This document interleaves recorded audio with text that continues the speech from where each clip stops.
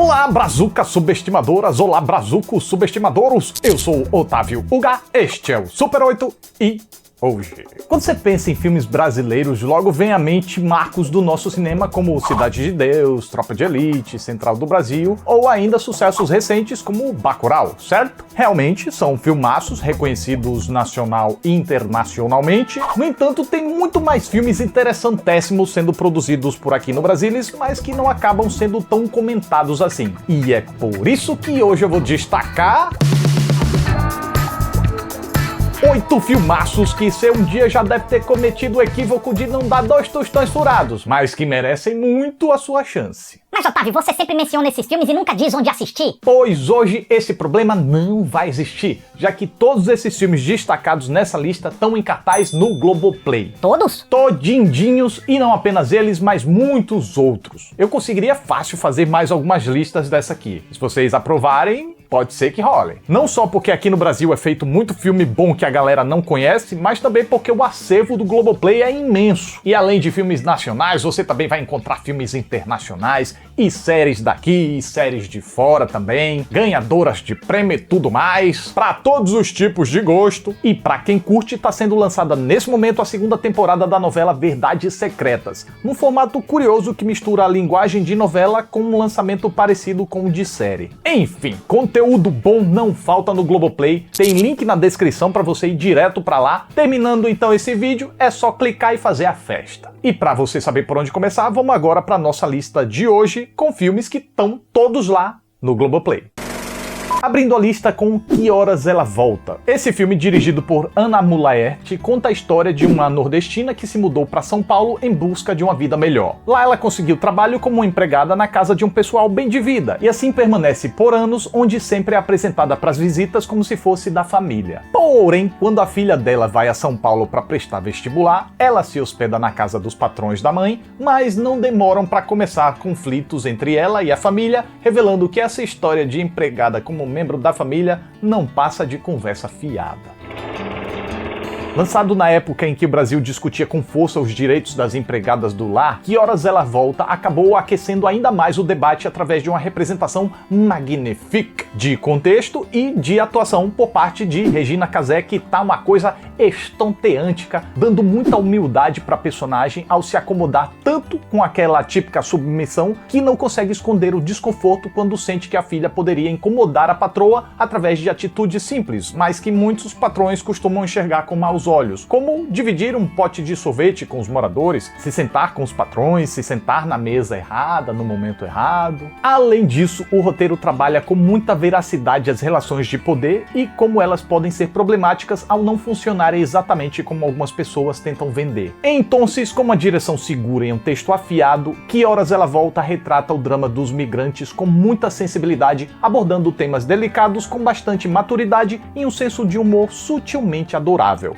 Sem dúvidas, esse é um dos filmes nacionais recentes mais marcantes e não à toa foi super premiado no Brasil e lá fora. Mas, como não costuma ser tão lembrado quanto deveria, aí a gente dá aquela forcinha incluindo ele aqui na nossa lista.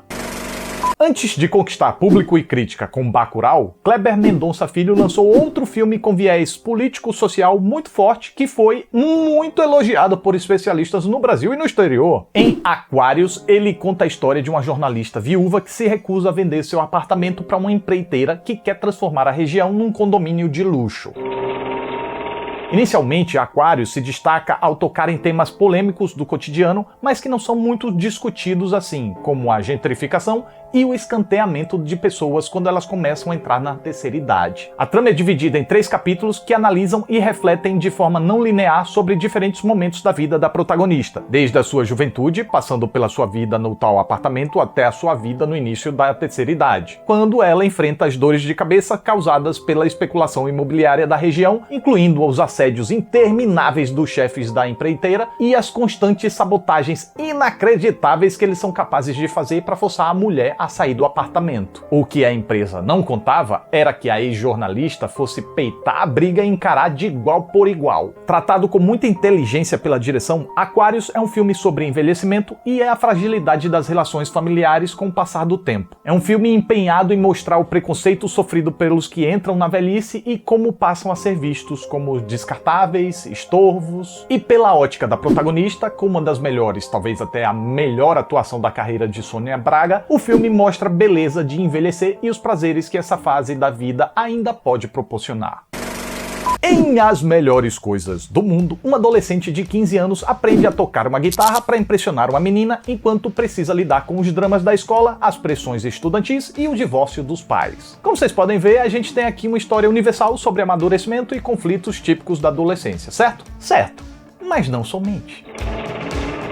Ainda que disponha de situações engraçadas e embaraçosas comuns nesse tipo de filme, uma corrente muito forte nos anos 80 e muito influenciada pelos longas de John Hughes, As Melhores Coisas do Mundo consegue dialogar melhor com a juventude atual por entender e trabalhar seus problemas e questões específicos. Pois é, as novas tecnologias chegaram e com elas as relações precisaram se adaptar. Para conseguir contar essa história, a equipe criativa conversou com dezenas de jovens para entender não apenas o vocabulário, mas o comportamento e as perspectivas dessa geração sobre o futuro. Dessa forma, o longa acaba funcionando como um divertido e fidedigno estudo sobre uma geração influenciada desde a infância por celulares, internet, YouTube e outras redes sociais, o que resulta num filme muito totozinho e que proporciona uma compreensão maior sobre a vida do jovem como ele é. O que pode ser útil para jovens se identificarem na tela e refletir sobre o mundo a partir de uma ótica próxima da deles, como para os pais de adolescentes que nem sempre conseguem estabelecer uma comunicação eficaz simplesmente por não entenderem o que é ser jovem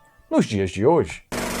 E se o astral já estava bom, vamos melhorar ainda mais com Saneamento Básico, o filme. Uma comunidade de Porto Alegre sofre com um forte cheiro de bosta no esgoto da região. O pessoal cobra providências à prefeitura, que se nega a fazer a obra por faltar dinheiro. Porém, eles descobrem que a prefeitura ganha um din-din do governo federal para incentivar a produção cinematográfica local. É então que surge a ideia inoxidável de fazerem um filme amador de ficção enquanto consertam a fossa do lugar usando essa verba.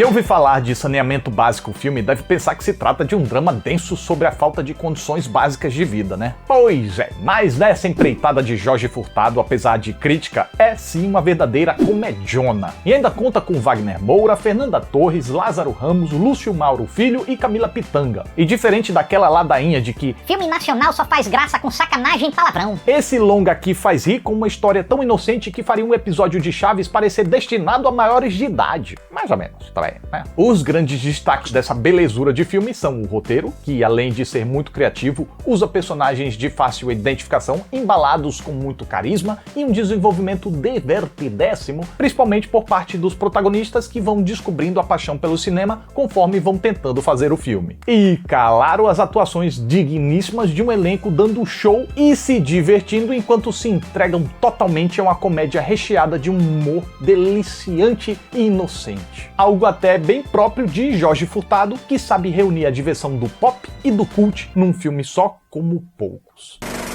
Se Saneamento Básico falava do esgoto de forma divertida, O Cheiro do Ralo fala sobre a podridão humana em um drama pra lá de sarcástico que acompanha o dono de uma loja que compra quinquilharias usadas pelo menor preço possível para revender pelo maior preço possível. Mas, diante da pobreza das pessoas que frequentam o estabelecimento, o cara começa a explorar as necessidades delas para ver até onde elas se humilham por dinheiro. Porém, as coisas parecem mudar quando ele percebe que tá ficando preso nas próprias manipulações.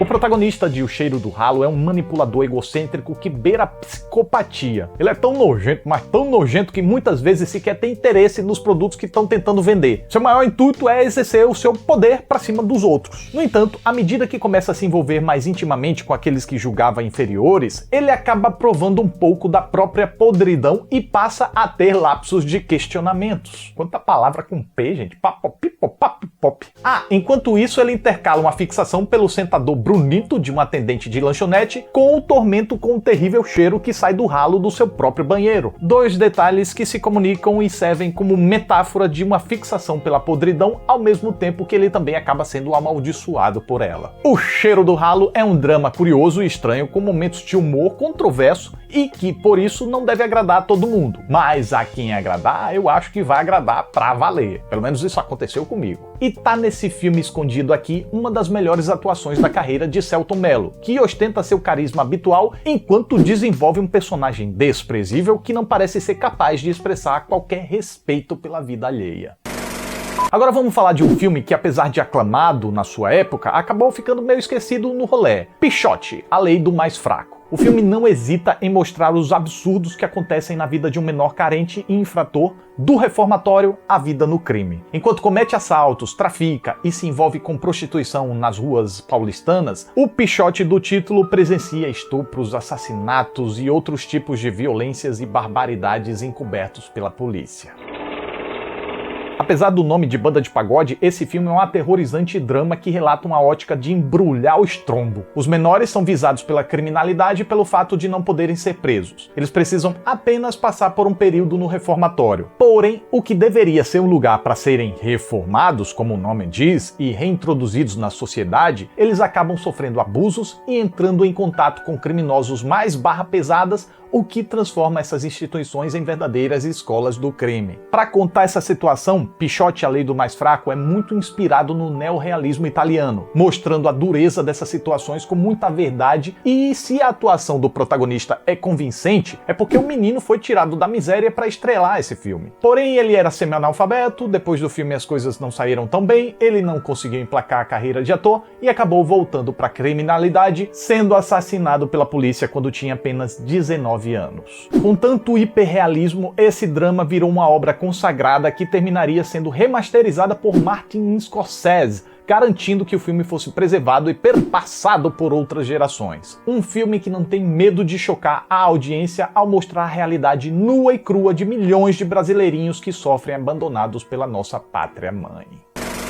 Saindo de um drama realista, entramos numa mistura de drama com suspense e até alguns toques de comédia. Em Estômago, a gente acompanha o nordestino tentando ganhar prestígio na prisão através da cozinha, enquanto, paralelamente, o filme remonta seus passos até ele ir parar lá no Chilindró. Desde o momento que ele chegou a São Paulo, passando por ele se encontrando na culinária, até que ele conhece uma garota de programa por quem se apaixona e seu futuro acaba indo ladeira abaixo.